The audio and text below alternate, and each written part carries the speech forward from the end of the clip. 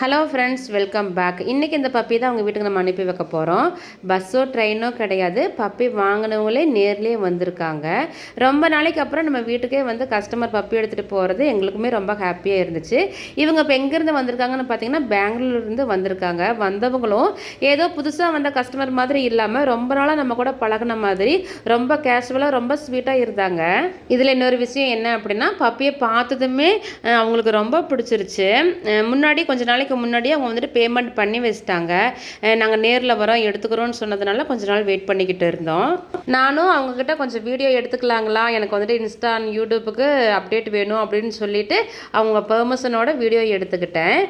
ஃபுட்டெல்லாம் அப்புறம் எப்படி கொடுத்துக்கிட்டு இருக்கிறோம், எப்படி நீங்கள் இதுக்கு மேலே கண்டினியூ பண்ணணும் அப்படிங்கிற அந்த விளக்கம்லாம் சொல்லிவிட்டு அவங்கக்கிட்ட நாங்கள் பப்பியை கொடுத்தோம்.